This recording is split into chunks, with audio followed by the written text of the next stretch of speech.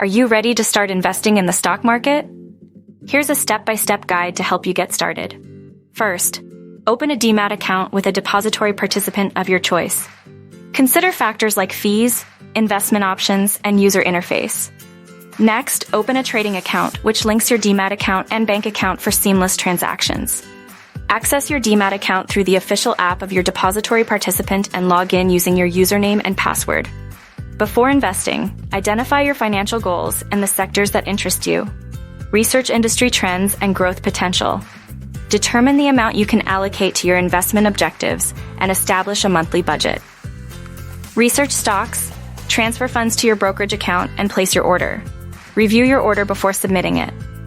Upon successful matching of your order, the transaction is executed and the shares will be reflected in your demat account.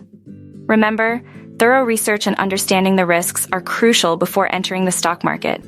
Start your investment journey today.